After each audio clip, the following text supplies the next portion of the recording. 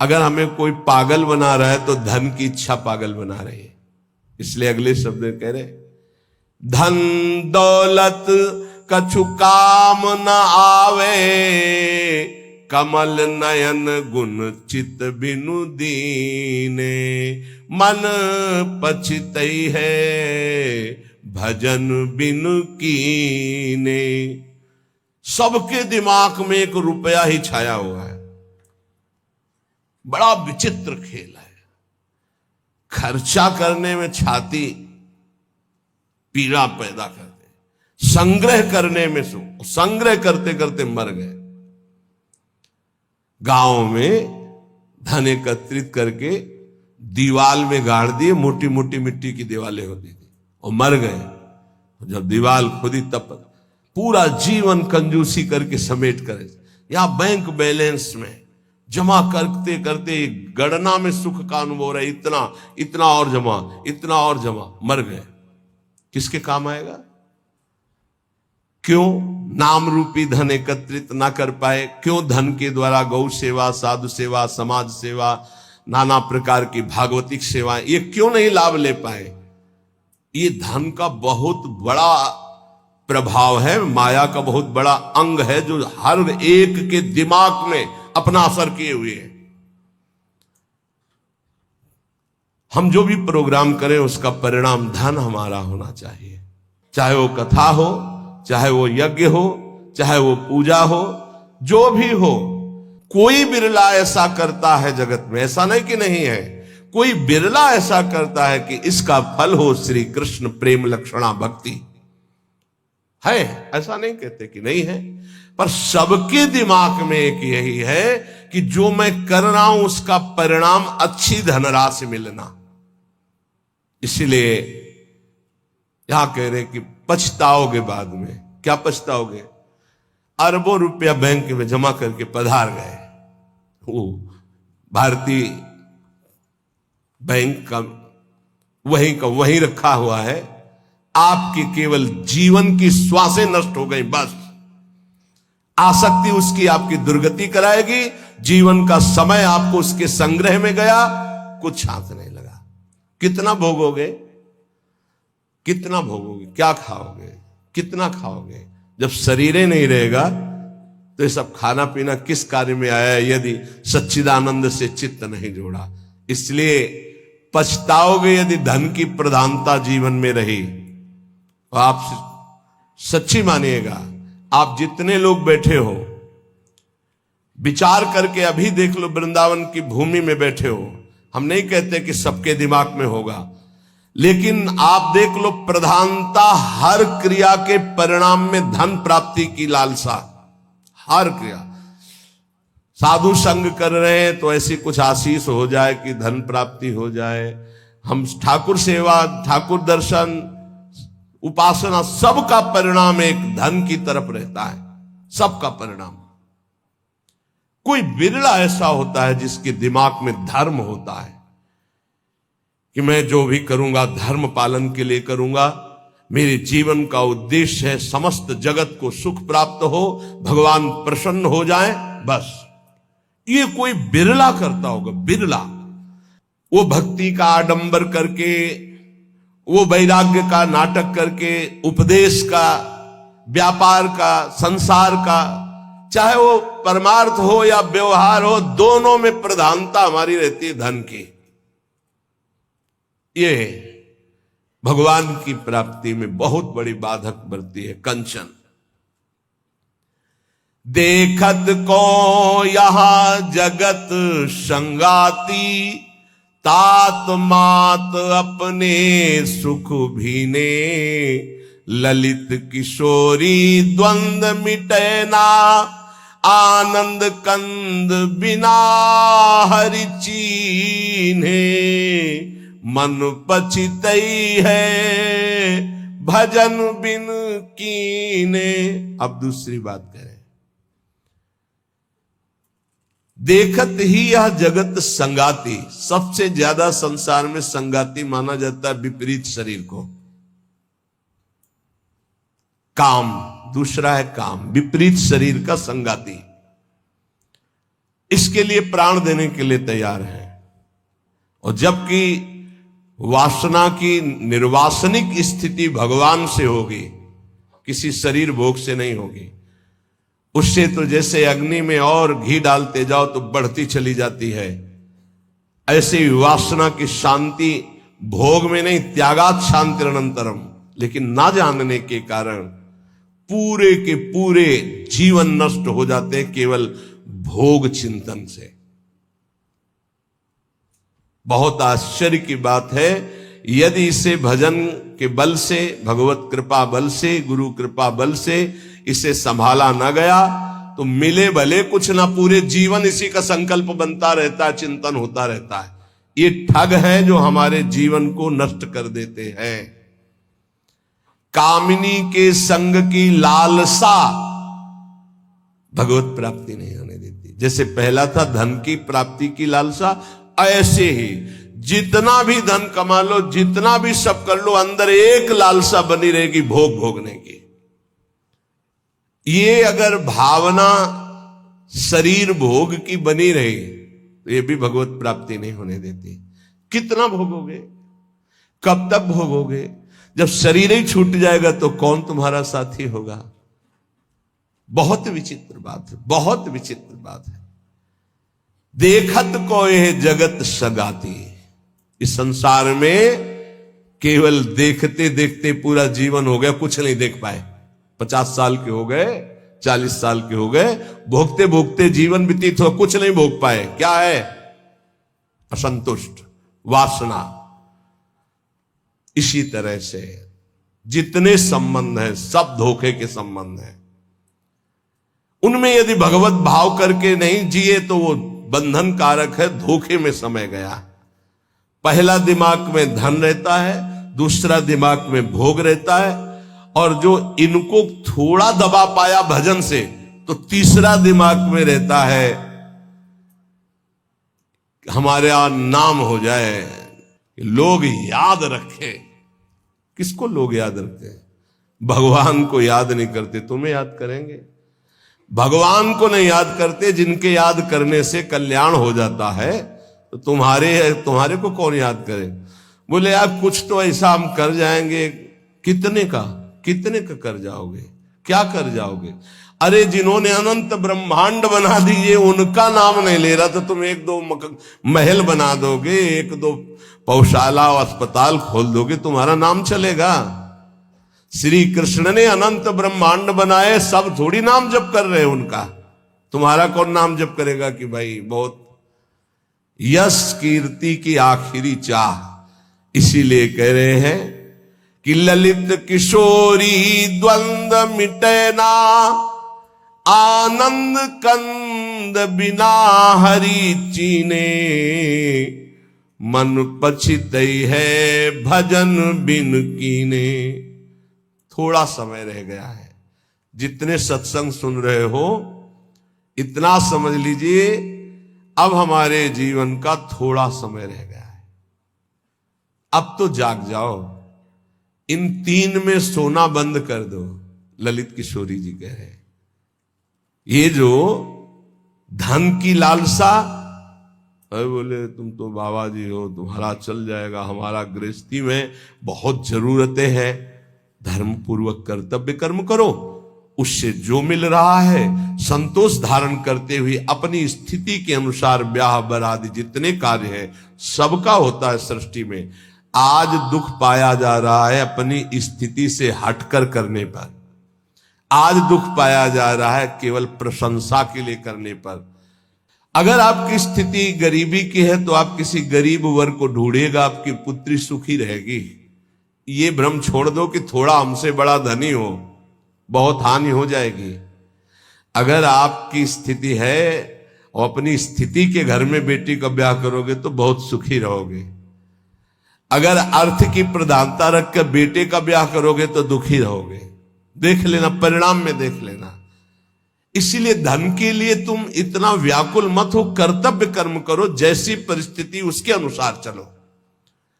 भोग के लिए इतना व्याकुल न रहो। जो धर्म पूर्वक पाणी ग्रहण किया है, भगवान की पूजा की भावना रखकर उसका, तो आप उससे मुक्त हो जाएंगे। नाम चिंता मत करो, नाम जप करो तो तुम्हारी विमल कीर्ति यहां नहीं भगवान के दरबार में होगी।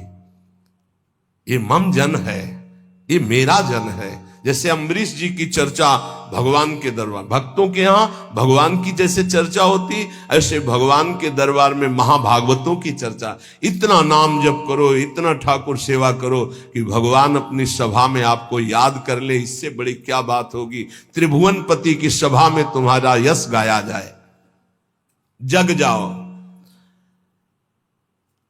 अगर अभी नहीं जगे तो फिर अब जगने का समय नहीं है, जगाया जा रहा है। ये सत्संग है मोह निद्रा से जगाने का। यहां तुम जिससे और किसी से प्रीति करते हो वो तुम्हें सुला देगा, जगाएगा नहीं। मोह भरे वचन बोल करके, मोह भरे कपट भरे वचनों को सुनने में बहुत अच्छा लगता है, लेकिन जब अध्यात्म और सत्य के वचन तो ऐसे लगते हैं बहुत कड़वे। मुंह मीठा भीतर कपट, पर्दा रहे है बास। मुंह में मीठा बोल रहे, हृदय में कपट है, वहीं पर्दा लगाए भगवान बैठे वहीं देख रहे। जो सतमार्ग के पथिक है उनकी जबान में भले तुम्हें कड़वाहट लगे, लेकिन हृदय बहुत मीठा है और बेपर्द होकर भगवान वहां से बोल रहे। पकड़ पाओ तो पकड़ लो। गोला मारे ज्ञान का संत सिपाही कोय, उत्कट जिज्ञासु बने तो अजब उजाला होए। अजब उजाला होए अंधेरा सब ही नासे, अंतर्मुख हो लखे आत्मा अपनो भाषे। कहे निर्भयानंद होए जिज्ञासु भोला, और जब संत मिले सिपाही तो ज्ञान का मारे गोला। अगर भगवान का पार्षद कोई संत जो विशुद्ध स्थिति में है, उसके वचन क्या करते हो, गोला का काम करते हैं। बोले ऐसा ज्ञान का गोला माला कि काम क्रोध लोभ मोह मद मत्सर सब मर गए और दिव्य प्रकाश हो गया हृदय में। गोला मारे ज्ञान का संत सिपाही कोई, उत्कट जिज्ञासु बने और अजब उजाला होए। अगर संत वचन सुन लिए तो अमोघस से खाली नहीं जाते हैं, ये तुम्हारे जीवन का परिवर्तन कर देंगे। बस आपको जरूरत है उन शब्दों को पकड़ने की। जिस समय अंतर्मुखता बढ़ने लगे, आपको अपने दोष दिखाई देने लगे, जान लेना संत वचनों का प्रभाव शुरू हो गया है। अंतर्मुख हुए लखे, अपने दोष दिखाई देने लगे। मेरे में ये कमी, मेरे में ये कमी, हे भगवान ये मेरी कमियां कैसे दूर होंगी। तो जान लो संत संग का प्रभाव आपके ऊपर पड़ रहा है। आत्मा अपनो भाषे, अपने आप से अपने स्वरूप का बोध प्रारंभ हो जाता है जब किसी सच्चे संत का संग मिलता है। पाता है निज आत्मा विषयीन सो मन रोक, काम क्रोध के वेग की जो सही जावे झोंक। संत संगी वही है जो काम क्रोध के वेग को सह जाए। काम आया सह गया, क्रोध आया सह गया। हमें देखते हैं कि काम क्रोध को सहने की तो वृत्ति साधक में है, लेकिन ईर्ष्या को सहने की शक्ति नहीं है। वो जहां ईर्ष्या करता है, दूसरे से निंदा करने लगता है, तो फिर उसकी काम क्रोध की शक्ति बढ़ जाती है और वो सहन करने में असमर्थ हो जाता है। अहम मैं जितेंद्रिय हूं और ईर्ष्या दूसरे की उन्नति देखकर डा होना, जलन होना, जहां आया तो फिर वो वही परास्त हो गया जहां जीत रहा था। इसको पकड़ना। गुरु कृपा से काम और क्रोध पर विजय प्राप्त करने की योग्यता साधक में आ जाती। बहुत शीतल हृदय होने लगता है, लगता है क्या कुछ नहीं। और जहां उसके अंदर ये अहम आया और दूसरों को देखकर जलन होने लगी, अपने में अहम आने लगा, वहीं उसकी सामर्थ्य घट गई और वो उसी विषय के लिए रोने लगा। काम क्रोध आदि उसको परास्त करने लगे। समझना, इस बात में आध्यात्मिक चर्चा है जिससे आपको परम पद मिल जाएगा। आप अगर गुरु शरणागत है तो काम क्रोध आपके अंदर स्फुरित होंगे, परास्त नहीं कर सकते। चिंगारी की तरह स्फुरित होंगे, ज्वाला की तरह नहीं, पक्का समझ लो। दो बातें हैं यदि तुम काम क्रोध से परास्त हो जाते हो। पहला, आप गुरु आज्ञा का उल्लंघन करके कोई गंदी बात देख रहे हो, कोई गंदी बात कर रहे हो, कोई गंदी बात करने वाले लोगों का संग कर रहे हो। अगर ये नहीं तो फिर तुम काम विजयी होने का अहंकार कर रहे हो। अन्यथा स्फुरणा होती है और शांत हो जाती है। उसी मार्ग से चले हुए अनुभव की ये बात है। हम किसी की दूसरी तर्क वाली बात नहीं मान सकते, छाती की बात मानते। ऐसे स्फुरण होता है और शांत हो जाता है, क्योंकि उसके लिए कोई चारा नहीं है। धीरे धीरे स्फुरण भी बहुत कम होने लगता है। पर जहां देखा गया अपने में अहंकार आया कि मैं जितेंद्री, और जहां दूसरे की उन्नति से डाह, तो फिर वही उसको परास्त कर देते।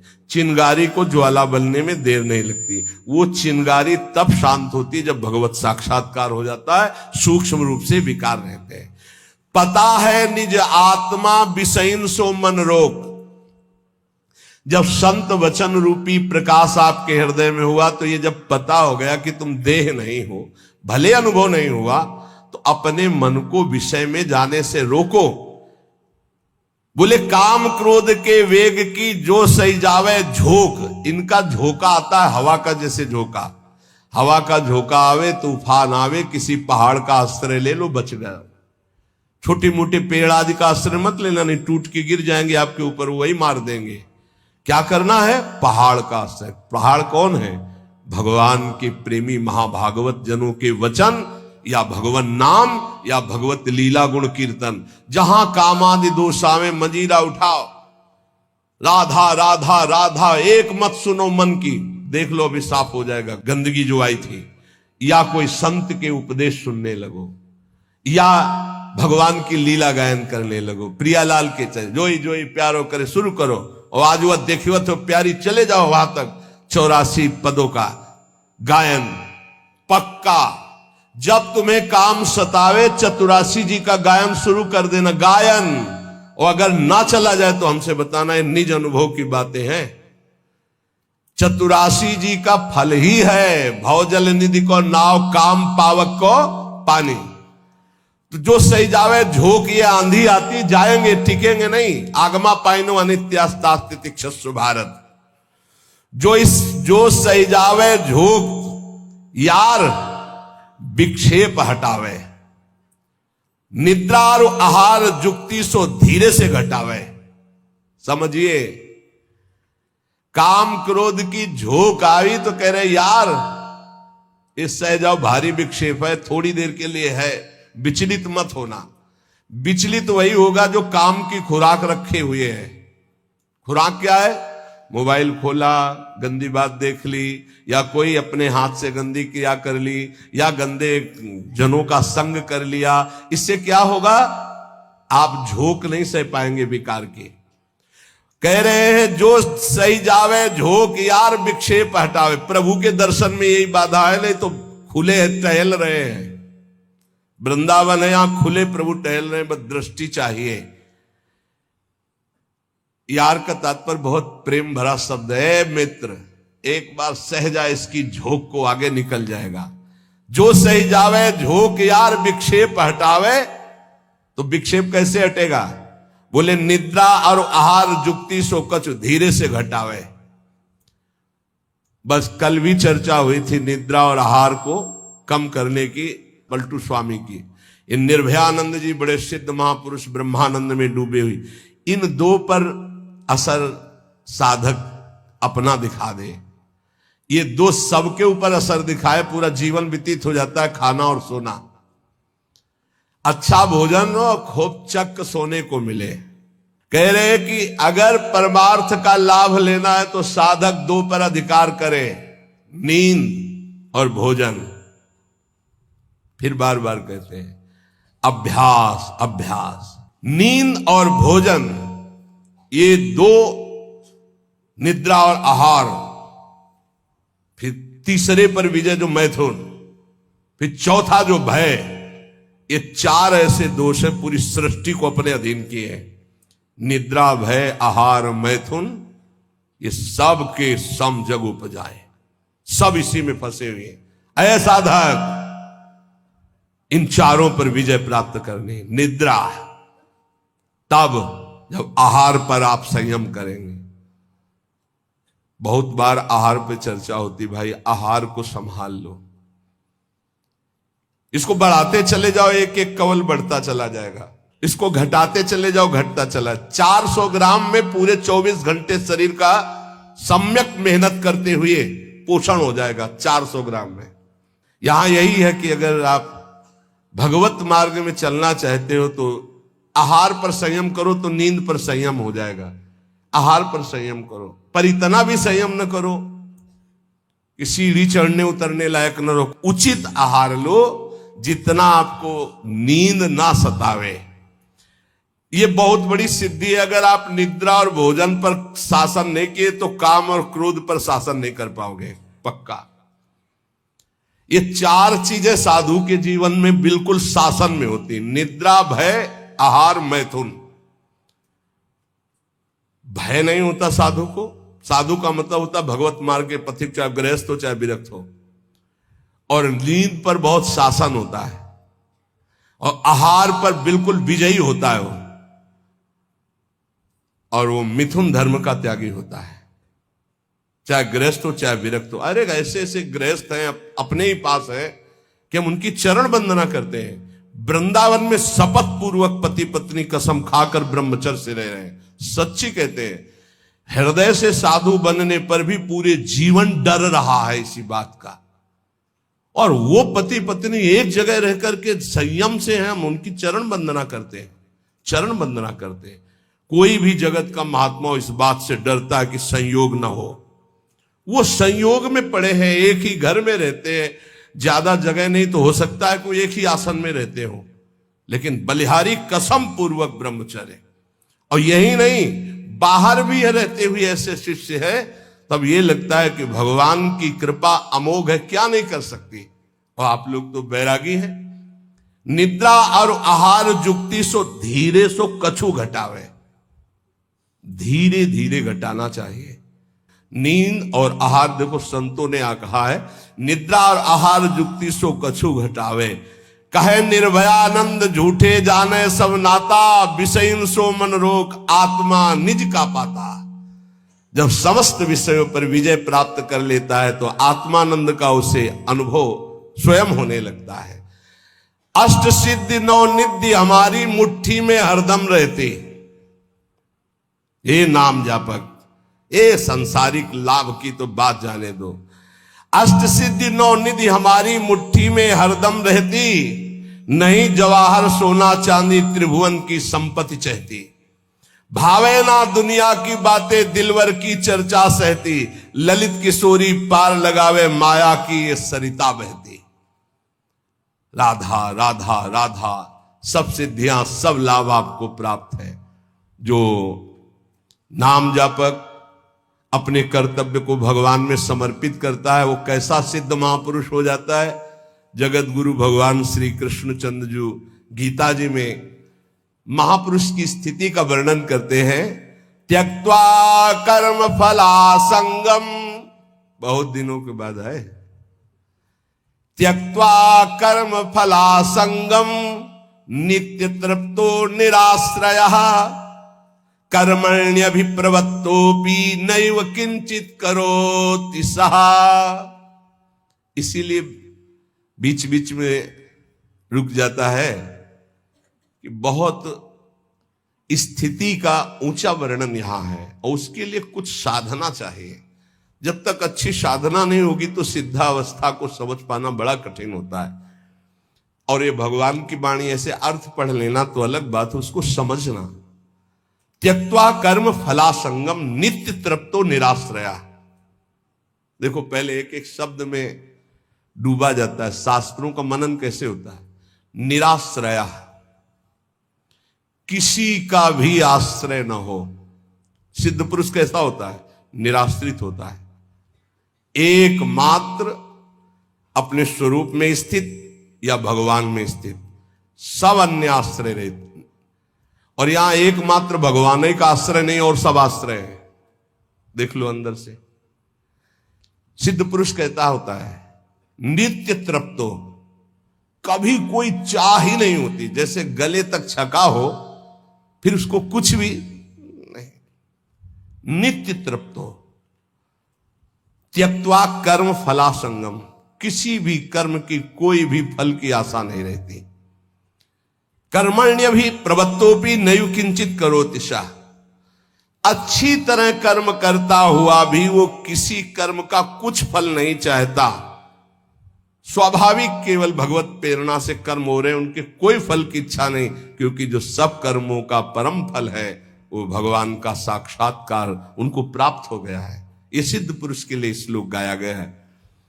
जो कर्म और कर्म फल की आसक्ति का त्याग करके सब आश्रयों से रहित सदा तृप्त रहता है, फिर भी वो अच्छी तरह शास्त्राज्ञा के अनुसार कर्म करता है, पर किसी भी कर्म फल की कोई आकांक्षा नहीं है, वो सिद्ध हुआ पुरुष कहा जाता है, श्री भगवान कह रहे हैं। लेकिन यहां उल्टा है, अगर हम कोई भी कर्म करेंगे तो पहले हमारा जो सोच होगी वो उसके फल पे होगी। ये सोच नहीं होगी कि हमारा धर्म है इसका पालन करना। कोई भी कर्म बिना फल की आकांक्षा के आप शुरू ही नहीं कर सकते। सोचना जरा, कोई भी कर्म करेंगे तो इसका फल क्या होगा, ये हम साधक के लिए कह रहे हैं। जो विषयी है वो नहीं सोचते, जो सिद्ध है वो नहीं सोचते। दोनों बात समझना, जो विषयी है वो नहीं सोचते कि इसका परिणाम क्या होगा, जेल मिलेगी कि दुर्गति होगी कि नरक जाएंगे कि शरीर नष्ट हो जाएगा, ये कुछ नहीं सोचते। जो सिद्ध है वो पूर्ण तृप्त है, इसलिए केवल शास्त्र सम्मत कर्म करते हैं, वो फल की आकांक्षा या फल की सोच ही नहीं रखते। जो बीच में है, ना पूरे विषयी है ना पूरे साधक है, वो पहले फल सोचते हैं। परिक्रमा का क्या फल होगा, सत्संग का क्या फल होगा, यह करेंगे तो इसका फल क्या होगा। फल पर दृष्टि रखने वाला अध्यात्म को धारण नहीं कर पाता है। भगवान कह रहे कर्मण्येवाधिकारस्ते, तुम कर्म से केवल अपना अधिकार रखो, फल के ऊपर नहीं। फल में सुख दुखे समय कृत्वा लाभा लाभो जया जयो, जय या पराजय, लाभ या हानि, सुख या दुख, इसमें समान भाव रखो। यह अध्यात्म, और यह तो सिद्ध पुरुष का लक्षण है। अब यहां ध्यान देना है, मैं कर्म करता हूं, ये कर्म मेरे लिए है और इसका अमुक फल मिलेगा, ऐसी जन साधारण साधक की स्थिति रहती है। ये उसके बंधन का कारक है, चाहे जितना बड़ा कर्म कर ले। ध्यान से सुनना, ये गीता जी है। ये मैं कर्म कर रहा हूं, इस कर्म का मेरा ये फल होगा, वो कर्म फल का और कर्म कर्ता बनने के कारण चाहे जितना ऊंचा कर्म करे वो बंधा ही रहेगा, मुक्त नहीं होगा। भले शुभ कर्म किया तो देवलोक जा, तपलोक जा, पर आना तुझे मृत्यु लोक में ही पड़ेगा। लेकिन जो सिद्ध महापुरुष होता है, परिक्रमा चलो, स्वाभाविक उसको कोई लक्ष्य नहीं कि इसका फल क्या होगा। इसका अच्छा अटल्ला चुंगी से मुड़ गया, उधर पूरी नहीं हुई, कोई उसको शोक नहीं है, ना कोई लाभ है ना कोई हानि है, स्वाभाविक कर्म हो रहा है। क्यों? क्योंकि उसने अपनी इंद्रियों को, अपने मन को अधीन करके परमात्म तत्व की स्थिति प्राप्त की है। अगर इंद्रियां और मन पर विजय प्राप्त नहीं की तो जीवन मुक्त होते हुए भी दुर्गति को प्राप्त होगा। आत्मा जीवन मुक्त ही है, उसको कोई नहीं बांधा। इंद्रियां और मन बंधे होने के कारण आत्मस्वरूप जो जीवन मुक्त है उसको भोगना पड़ रहा है। बहुत ध्यान देने का विषय है। आत्मा को शुद्ध करने की जरूरत नहीं, परम शुद्ध है। आत्मा को मुक्त करने की जरूरत नहीं, परम मुक्त है। तो बंधा कौन है? इंद्रियों और मन में तुम्हारी तन्मयता, इंद्रियां मन विषय भोगों में। जैसे राजा तभी विजयी माना जाएगा जब सेना विजयी होगी, और सेना हार गई तो राजा हार गया। सेना जीत गई तो राजा जीत गया। ऐसे ही इंद्रियां मन हार गए विषयों में तो तुम हार गए, तुम्हारी दुर्गति होगी। और इंद्रिय विजेता मन विजेता हो गए तो तुम जीवन मुक्त हो गए, क्योंकि जीवन मुक्त थे, जीवन मुक्त हो, जीवन मुक्त रहोगे। पूरी साधना इंद्रिय और मन की आ गई है। इंद्रिय और मन को भोगों से हटाकर प्रभु में स्थित करना तो विजयी। अगर इंद्रिय मन भोगों में लग गए तो आवागमन से मुक्त नहीं होगे। लेकिन सिद्ध पुरुष की इंद्रियां और मन ये अपने आप शांत होते हैं, क्योंकि वो त्यक्त्वा कर्म फला संगम, ना कर्म में आसक्त है और ना फल में आसक्त है। और भगवान के दास होकर के भगवान के नाम की इज्जत रखिए आप। ये तिलक, ये कंठी, ये छाप धारण करके हरिदास कहा करके भगवान की अवहेलना मत कीजिए। इतने बड़े स्वामी के दासत्व का सौभाग्य मिला है। कुछ लोग शर्माते हैं तिलक लगाने में, कंठी बंद। अरे शर्माओ पराई माता बहनों की तरफ गंदी दृष्टि करने में, शर्माओ मदिरा पीने में, शर्माओ दूसरे का मांस खाने में, शर्माओ चोरी करने में, हिंसा करने में। भगवान के दासत्व के लिए तुम्हें शर्म लगती कि तिलक लगाएंगे लोग क्या कहेंगे, बुरा काम है। कंठी बांधेंगे लोग क्या कहेंगे, सत्संग सुनेंगे लोग क्या कहेंगे। सत्संग सुनते हैं। कल हमसे एक प्रश्न हुआ, इसलिए बात आई कि कुछ भाई लोगों को ये शर्म लगती है कि छुपा करके, नहीं तो लोग क्या कहेंगे। लोग यही तो कहेंगे ये बड़ा भगवान का भगत बनता है। हमारा संबंध कहां से जोड़ दिया, भगवान से जोड़ दिया। ये हमारी निंदा की बात है क्या? अगर गुरु मंत्र ले लिया है, तिलक कंठी धारण नहीं करते हो तो बहुत बड़ा अपराध करते हो। ये तुम्हें नरकगामी बनाने की स्थिति में पहुंचा देगा, मनमानी आचरण कराएगा और अपराध बन जाएंगे, दुर्गति में पहुंच जाओगे। ये दासत्व है जो हम कह रहे हैं, उसको प्रार्थना को मान लीजिए। ये साधारण नहीं कंठी तिलक, केवल कंठी तिलक धारण किए हो और जितनी आज्ञा है उतने माला कर रहे हो और चलते फिरते राधा राधा, तो जीवन में वो स्थिति आ जाएगी तुम्हारी, देखना, जिसमें आनंद ही आनंद होता है, चाहे जैसी परिस्थिति हो, हर परिस्थिति में आनंद। अरे कोई हमारे प्राण लेने की धमकी दे दे कि अगर कल से तिलक लगाओगे तो चौड़ी छाती करके 12 तिलक लगा के घूमना चाहिए, मार, देखते हैं तू जगत का विधाता है या विधान किसी और का है। अगर मरना है तो तू मारे या ना मारे, मरना ही है उसी क्षण। और अगर नहीं मरना है तो काल भी नहीं मार सकता। समुझ जे आए शरण ते डरत ना काल डर।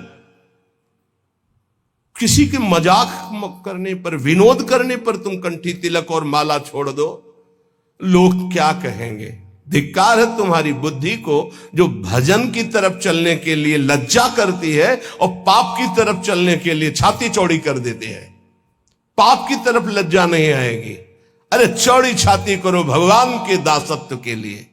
कैसे तुम हो? अकबर आगरे में आया करता था तो देखा जिधर दृष्टि डाले सब तिलक छापधारी राजा लोग बैठे। वो बादशाह था, दिल्ली में प्रधान पद पर बैठा हुआ।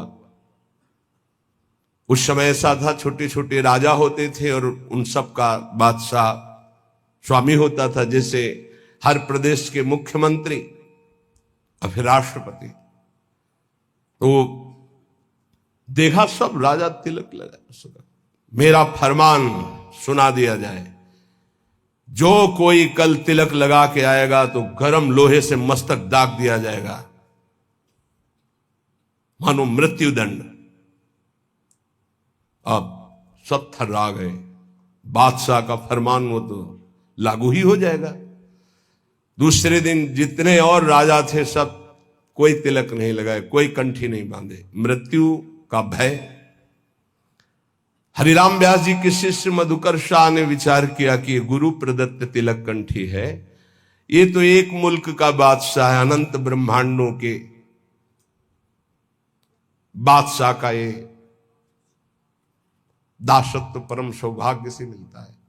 आपको क्या पता, आपको ऐसा खिलवाड़ लगता है कंठी तिलक, ये खिलवाड़ नहीं है। मंगल सूत्र की महिमा तो सुहागवती ही जानती है ना, कुंवारी कन्या क्या जाने, जिसने वरण ही नहीं किया या व्यभिचार नहीं किया जाने, जिसने पातिव्रत ही नहीं धारण किया। ऐसे ही कुमार्गगामी क्या जाने सत्य मार्ग के इस कंठी तिलक का प्रभाव, तो क्या जरूरत है इसकी, अंदर अंदर भजन करो। ऐसे ऐसे भी पढ़े कहने वाले आते हैं, क्या जरूरत है मांग भरने की, क्या जरूरत है सुहाग भरने की। ये वो बातें करते हैं जिनके धर्म नहीं है हृदय में। उन्होंने सोचा गुरु प्रदत्त तिलक कंठी और ये कह रहा है नहीं बांध के आना तो मृत्यु स्वीकार, आज सभा में मरूंगा लेकिन कंठी तिलक नहीं उतार सकता। पहले तो अंगरखा पहन के जाते थे, तलवार लगी हुई, आज सब उतार दिया, केवल नीचे की धोती, द्वादश तिलक, तलवार खोस कर गए। सभा में वैसे तो जाके बंदगी की जाती थी, बिल्कुल बंदगी नहीं की, सीधे खड़े हैं। अकबर ने कहा कि तुमने फरमान नहीं सुना मधुकर शाह, खींच ली तलवार और कहा आपका फरमान एक मुल्क के बादशाह का है, मेरे गुरु का फरमान अनंत मुल्कों के बादशाह का ये दासत्व है, देखते हैं कौन आकर तिलक मिटा देता है। जैसे मानो भगवान नरसिंह का आवेश हो गया हो, सभा थर्रा गई। तत्काल अकबर ने कहा नहीं नहीं, बस मैं ये देखना चाहता था सच्चा तिलकधारी कौन, जय हो तुम्हारी मधुकर शाह। तत्काल बदल गया, जिस समय भगवद आवेश में उनका देखते हैं कौन। उन्होंने कहा कि आदेश करो। मधुकर शाह ने कहा आदेश नहीं, प्रार्थना है, निवेदन है, हमारे ब्रजमंडल में कभी भी कोई शिकार न खेले और इस ब्रजमंडल के अंतर्गत किसी के ऊपर कंठी तिलक पर कोई भी आपका फरमान न जारी हो। बोले स्वीकृत है, निष्ठा में सब कुछ होता है। बोले ऑफिस जाना है, कंठी तिलक बांध कर जाएंगे, वो ऑफिस में नौकरी में निकाल दिए जाएंगे। वाह, केवल अपने ही धर्म का त्याग करने पर तुम्हारा भरण पोषण होता रहे तो वही जीवन है क्या? ये तुम्हारी कायरता नहीं है अपने धर्म के प्रति? केवल शरीर पोषण के लिए अर्थ मिले, भोग वासना और धर्म का क्या महत्व रहा? हम अपने धर्म के लिए प्राणों को, अपने राष्ट्र के लिए प्राणों को समर्पित करें तो हमारी जय। ये सूकर कूकर भी उदर पोषण करते हैं, ऐसे अर्थ कमाकर उदर पोषण कर रहे हो और न धर्म न राष्ट्र, तो मतलब क्या रह गया? हरि को दास कहाए के गुनाह करे ना कोई। ये ध्यान रखना चाहिए, भगवान के दासत्व की इज्जत रखो। कंठी और तिलक लगाए हो, तुम कहां खड़े हो, तुम क्या बोल रहे हो, तुम्हारा आचरण क्या है, ये बहुत सावधानी से समाज देखता है। आपकी बात, आपका खड़े होना, आपका बैठना, क्योंकि आप हरि के बहुत बड़े के दास हैं, पार्षद हैं। तो संत महापुरुष जन कह रहे हैं भगवान के दास होकर भगवान की इस दासत्व की इज्जत रखो, मर्यादा रखो। तुम कौन हो? बोले हरि का दास हो। कहां खड़े हो, क्या कर रहे हो, क्या बोल रहे हो, क्या खा रहे हो, कौन सा आचरण कर रहे हो? उस समय सोचो मैं हरि का दास हूं, क्या ये उचित है करना? हरि को दास कहाई के गुनाह करे ना कोई, गुनाह करे ना कोई, जेही विधि राखे रहिए। दुख सुख कैसे पड़े केहू से तनिक न कहिए। बहुत महिमा की बात है। कोई भी ऐसी गलती न करो कि कोई हमारे भगवान को कोष दे। ध्यान रखना, तुम हरि के दास हो, बहुत बड़े स्वामी का ये चिन्ह है। कहीं स्वामी का कोई अपमान न करे, क्योंकि आप जैसे पीले धारण किए हो, कहीं भी गलती करोगे तो गाली सीधे तुम्हारे गुरु को पड़ेगी, चाहे आप चाहे जहां गलती करो। भले ही आप हमसे हृदय से नहीं जुड़े हो, लेकिन वेश धारण किए दासत्व का, तो सीधे होगा। किनका? बोले उनका। अच्छा ऐसा, ये दासत्व श्री प्रियालाल का है। कह रहे गुनाह करे ना कोई और पलटू ऐसे दास को भरम करे संसार, भरम करे संसार होई आसन से पक्का, भली बुरी को कहे रहे सही सबका धक्का। बोले ऐसे जो भगवान के दास होते हैं संसार उनको भ्रमित नहीं कर सकता, फंसा नहीं सकता। कैसा? बोले जो आसन के पक्के होते हैं। नौजवान साधु में पैल फैला के बैठ रहे हो 14 बार ऐसे ऐसे ऐसे। अरे भाई 2 घंटा कम से कम बैठने का अभ्यास। साधु का मतलब क्या है? अगर 2 घंटे ऐसे हाथ रख दिए तो ऐसे ही हाथ रखे ऐसे ही बैठे। ब्रह्मचारी हो, हर नस नाड़ी में पावर है, भगवत चिंतन परायण हो तो ऐसे शांत 6-6 घंटे से दासन पद्मासन ऐसे 6-6 घंटे शांत बैठे एकदम। ब्रह्माकार वृत्ति, भगवदाकार वृत्ति, ये हमारा परम आनंद है। आसन में बैठना नहीं सीखा तो साधु का मतलब क्या रहा और गृहस्थी का मतलब क्या रहा? अगर साधन कर रहे हो गृहस्थी में तो कम से कम 48 मिनट 24 घंटे में एक आसन में तो बैठना सीखो। एक आसन बिछाकर उसमें बैठना तो सीखो। कुछ मिनट तो आसन का पक्का होना चाहिए साधु, आसन का पक्का। 18 घंटे पद्मासन में पूज्य सिउड़िया बाबा जी 18 घंटे। तो एक आश्रम में टिके तो 18 घंटे बैठे। तो वो बहुत ही उच्च कोटि के वहां के भी जो महाराज जी थे तो शिष्यों ने कहा अरे महाराज 18 घंटे। तो बोले क्या हुआ, क्या हुआ? जड़ शरीर से संबंध रहित है वो 18 घंटे, क्या चाहे जितने बैठे रहे उसमें क्या फर्क पड़ता है? अभ्यास में बहुत बड़ी सामर्थ्य होती है, अहम की कोई गुंजाइश नहीं। यहां 18 मिनट बैठना मुश्किल हो जाएगा पद्मासन लगा के। हमें लगता है कि थोड़ा अभ्यास, पर बातें कि लक्ष्य में प्रीति नहीं है, लक्ष्य में प्रीति नहीं है। कहेंगे हम तो सेवा में मगन रहते हैं 24 घंटे। 3 घंटे में विश्राम काफी, 24 घंटे में 3 घंटे। अगर हमारी भगवदाकार वृत्ति है तो हर स्थिति को सहने की सामर्थ्य। मान लीजिए बहुत ऊंची स्थिति के लिए आपको कष्ट सहना पड़ेगा, आपको जानबूझकर कष्ट सहना पड़ेगा। थोड़ी देर बैठना सीखिए। ये आज भी गुरुजनों में हमने देखा है, समय है उस समय में वो अपने आसन पे रहते हैं, आसन पे बैठते हैं। आप सबसे प्रार्थना है एक समय कुछ ऐसा निकालो अपने 24 घंटे में जिसमें आप आसन में बैठने का अभ्यास करें। सुखासन, पद्मासन, सिद्धासन, इसका बहुत लाभ मिलेगा। देख लीजिए, आसन भस्म करे संसार होई आसन से पक्का।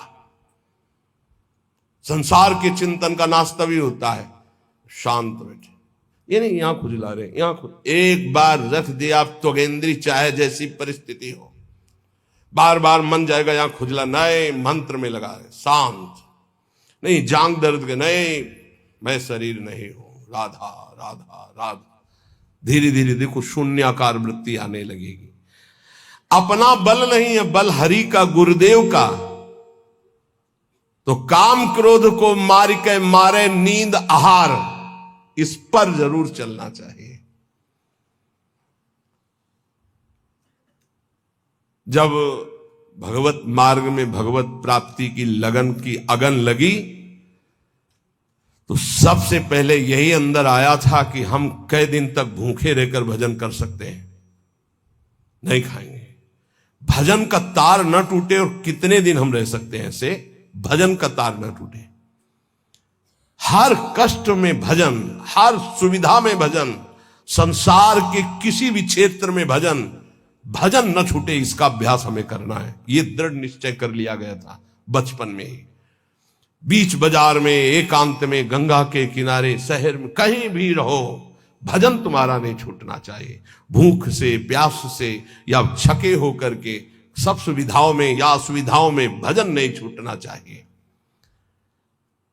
काम क्रोध को मार के मारे नींद आहार, यह है दिग्विजयी योद्धा भगवत भक्त। काम क्रोध को मार के मारे नींद आहार। नींद पर विजय प्राप्त और आहार पर विजय प्राप्त, ये ऐसे होता है 20-20, 10-10 मिनट नींद को मारा जाता है। ऐसा नहीं कि बचपन से ही नींद पर विजय प्राप्त हो जाती है, बहुत कष्ट सहा जाता है। रात्रि में जहां गुरु आश्रम में थे 9 बजे सो जाते थे, 4 बजे उठने का नियम था वहां प्राय सब। गुरुदेव ने 2 बजे का नियम बनाया, गुरुदेव 2 बजे उठते थे और सबके लिए छूट थी। 2 बजे उठते थे, 2 बजे उठा देते थे। प्रातः 2 बजे उठना और रात्रि के 9 बजे शयन करना, ऐसा नियमावली बनाई थी गुरुदेव भगवान ने। धीरे धीरे 9 से 9:10, 9:20, धीरे धीरे 10 तक पहुंचे। ऐसी लगन जब बढ़ती है 3 घंटे विश्राम, 12, 1, 2, बस वही लीला यहां चल रही है। जो अभ्यास दृढ़ कर लिया जाता है वो अभ्यास दृढ़ हो जाता है। नींद अगर हमको परास्त करे तो साधक कैसा? हम अपना सत्संग भगवत प्राप्ति के लिए होता है, मनोरंजन के लिए नहीं होता। यहां वही बैठेगा जिसे भगवान की कृपा से भगवत प्राप्ति करवानी है, भगवान को वही बैठेगा। काम क्रोध को मार के मारे नींद आहार। अब उल्टा, जो मारे नींद आहार वो काम क्रोध को मार के, जो नींद और आहार को मार देगा वो काम विजयी हो जाएगा, वो क्रोध विजयी हो जाएगा। पक्का समझ लो, आहार से ही काम प्रकट होता, काम से ही क्रोध प्रकट होता। क्रोध और नींद दोनों गुरु भाई हैं, तमोगुण से प्रकट होते हैं। निद्रा आलस्य प्रमादो तम तत्तामस मुदाहरतम। पलटू ऐसे दास को भ्रम न करे संसार, ऐसे दास को भ्रमित नहीं करती है माया। साहब के दास कहाए यारो, जगत की आस न रखिए। समर्थ स्वामी को जब पाया, जगत से दीन न भाखिए। बड़ी कृपा है, आप सच्ची मानिए, जिनको कोई उपाधि नहीं मिली है, उपाधि पदवी, जिनको कोई जानता नहीं, बड़ी कृपा है। वो जीवन जिसको कोई नहीं जानता है, वो हरि प्रिया के संग व्यतीत होता है, प्रिया प्रीतम के संग। कहीं कोई चिंतन जाने की गुंजाइश ही नहीं, कोई जानता ही नहीं, कोई प्रणाम नहीं, कोई नमस्कार नहीं, कोई बात नहीं करता, कोई नहीं बात करता। कभी कोई राधे राधे नहीं कहता, और कहे भी तो उपेक्षा कर दी जाती थी कि कहीं परिचय ना हो जाए। जहां तनिक जल बिछुड़े छोड़ देत है प्राण, यह भजनानंदी का स्वरूप। तद स्मरणेन परम व्याकुलते। देखो कहां हो, देखो प्रायः बहुत दिनों के बाद एक ऐसे महाभागवत के दर्शन हुए। सबकी चरण वंदना, लेकिन ऐसी स्थिति कि जहां तनिक जल बिछुड़े छोड़ देते हैं प्राण, एक महाभागवत के बहुत दिनों बाद दर्शन हुए, जो महाराष्ट्र से पधारे थे। रोम रोम से निकल रहा था विठ्ठल विठ्ठल विठ्ठल विठ्ठल विठ्ठल। ऐसी महान स्थिति आज हमारे ऊपर प्रिया जो प्रसन्न हुई, ऐसे महाभागवत का साक्षात्कार करा दिया। पर जानते हो, एक साधारण पतली धोती, एक साधारण कुर्ता, और ऐसे छुपे हुए वेश में कि कोई ये ही नहीं कह सकता कि संत है, लेकिन ऐसी ऊंची स्थिति नाम की, पूछो मत। ये कोई उपाधि नहीं, कोई परिचय नहीं, और कोई सम्मान की प्रियता नहीं, ऐसे बैठे हुए थे। कोई आदर नहीं। जब दृष्टि में दृष्टि मिली तब लगा, अरे कितनी उच्च कोटि की अवस्था इनकी अध्यात्म की है। नेत्र तरसते हैं भजनानंदी और ब्रह्मबोध संपन्न महापुरुष के दर्शन के लिए। सच्ची माने, ये उपाधियां तो बहुत है, उपद्रव कराने वाली बहुत उपाधियां हैं। उपाधि रहित महापुरुष, खास बात है, उपाधि रहित महापुरुष, देहाध्यास रहित महापुरुष, भगवत चिंतन में डूबा हुआ महापुरुष, तत्वबोध महापुरुष ये अंगुलियों में गिने जा सकते हैं, ये सैकड़ों की संख्याओं में नहीं होते। छोड़ी देत है प्राण जहां जल से बिल गावे। अगर मछली को जल से अलग करो तो प्राण त्याग देती है, ऐसे ही भजन के जरा से विस्मरण के आभास में उनको ऐसा लगता है कि मेरे प्राण निकल जाएंगे, भजन छूट गया क्या। अगर मछली को पानी से निकालकर शुद्ध गाय के दूध में, अब दही में, या सुंदर घी में, या सुंदर रबड़ी में डाल दो तो बचेगी क्या? प्राण त्याग देगी। केवल जल, ऐसे ऐसे भजनानंदी दे दूध में डारी रहे ना प्राण गवावे। अगर दूध में डाल दे तो रहे ना, वो अपने प्राण त्याग देगी, क्योंकि पानी से प्रेम करती मछली। तो जाको वही आहार ताही को काले दीजे, रहे न कोटि उपाय और सुख नाना कीजे। बोले जिसका जो आहार है वो उसी की प्राप्ति में जीवित रहेगा, अन्यथा प्राण त्याग देगा। ध्यान दीजिए, भजनानंदी का आहार है नाम जप। अगर नाम जप छूटा तो प्राण त्याग देगा, जीवित नहीं रह सकता। कसौटी में कसो कौन सी स्थिति है आपकी, कितना आप भजन से प्यार करते हैं। यह लीजे दृष्टांत सके सो लेई बिचारी, जो नाम से ऐसो करे स्नेह ताहि की मैं बलिहारी। मैं बलिहारी हूं ऐसा जो नाम से प्रेम करता है। पलटू ऐसी प्रीति कर जल और मीन समान, जहां तनिक जल बिछुड़े छोड़ देत है प्राण। भजन का क्या स्वरूप है? तद स्मरणेन परम व्याकुलते थी। श्री पलटू स्वामी जी कहते हैं, बहुत बड़े भजनानंदी महापुरुष जिनके रोम रोम से सीताराम सीताराम निकलता था। कह रहे ऐसी प्रीति करो नाम से जैसे जल से मछली प्रीति करती, दूर होने पर प्राण त्याग देती है। जेहि विधि राखे रहिए, जैसे तुम्हारे इष्ट रख रहे हो वैसे रहना सीखो। दुख सुख कैसे पड़े केहू से तनिक न कहिए। ये बात बांध लो हृदय की ग्रंथि में कि हमें चाहे जैसी परिस्थिति हम किसी से सहयोग के लिए नहीं कहेंगे, तो हरि सहयोग के लिए आएंगे। इंतजार करना, आखिरी हद में रहना, बीच में टूटना नहीं। तो आखिरी में जो आएंगे वो हरि आएंगे, पक्का आएंगे, पक्का आएंगे। विश्वास कर लीजिए, बहुत बार देखा है, बहुत बार।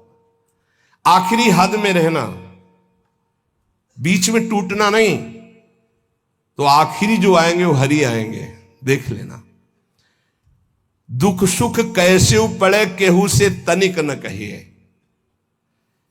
कभी ऐसा जीवन में नहीं कहा गया है कि बीमार हो थोड़ा सहयोग करोगे क्या? कभी जीवन में नहीं। जैसी परिस्थिति, और सेवा में जाने पर कभी आभास नहीं होने दिया कि शरीर कष्ट में है। पूरी यथावत प्रसन्न मुद्रा में सेवा, बाहर निकल गए फिर लेट गए। कैसी भी परिस्थिति हो सामने जानने न दो, और किसी को अपने हृदय की कमजोरी मत बताओ। खाने को नहीं है, दर्द है, बहुत समस्या है, मेरा हरि जान रहा है और उसने पास किया है ऐसी परिस्थिति, तो उनके द्वारा किया हुआ विधान मेरे लिए परम मंगल विधान है। रहीमन मन की मन व्यथा रखिए मन में गोए, सुनिठ ले हैं लोग सब बांट न ले है कोई। उपहास करेंगे लोग, कहना नहीं, अंदर की बात केवल अपने हरि से कहो। तेरे मन में और करने वाला है, और तू न करे खराब नाहक को निस दिन दौरे। बाको कीजे याद जाहि की मारी टूटे, आधी को तू जाए घरे में सब में फूटे। पलटू गुना किए से भजन माही भंग होए, हरि को दास कहाए के गुना करे ना कोई। तेरे मन में और करने वाला है, और तू ना करे खराब नाहक को निस्दिन दौरे। ए भाई, तू हरि का दास है, तेरी सारी जिम्मेवारी हरि की है। तू नाहक में अपने आप चिंता लेकर परेशान हो रहा है। पक्की बात, पक्की बात।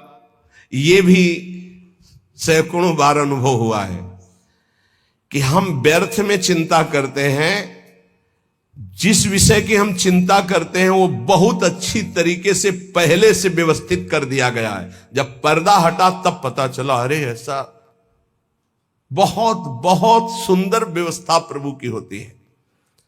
तू नाहक में, व्यर्थ में तू अपने चित्त को प्रभु के चिंतन से हटा करके परेशान हो रहा है। वाको की जय याद जाय की मारी टूटे। उस प्रभु का चिंतन कर जिसके प्रभाव से काल भी भयभीत होता है। तेरा कौन सा कार्य नहीं बन जाएगा। यदि तू आधी को संभालने के लिए चलेगा, भगवत चिंतन छोड़ देगा तो पूरा का पूरा नष्ट हो जाएगा, कुछ संभल नहीं पाएगा। और भगवत चिंतन पकड़े रहेगा तो सब संभल जाएगा।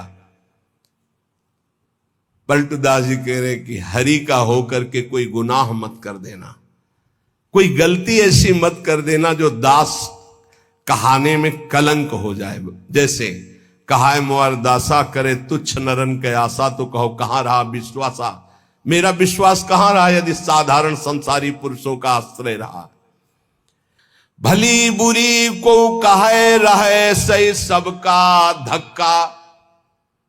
कोई गाली दे, कोई अपमान करे, इन बातों पर ध्यान नहीं दिया जाता। मत वाले हाथी की चाल चला जाता है। मस्त गजेंद्र की तरह भूखते रहो, कोई फर्क नहीं पड़ता। भली बुरी सबकी सुन ले बे, करी गुजरान गरीबी मां, मन लागो मेरो राम फकीरी मां। कहत कबीर सुनो भाई साधु, साहब मिलत सबूरी मां, मन लागो मेरो यार फकीरी मां। शांत भाव से सब सह गए। धीरज धै संतोष रहे, दृढ़ हुए ठहराई। धैर्यवान, पक्का स्वभाव, विचलित ना हो। जहां जमा के पैर रख दिया, जमा दिया, हटा नहीं सकते, गर्दन कटा सकते हैं। यह है सूरवीर योद्धा का मार्ग भजन का।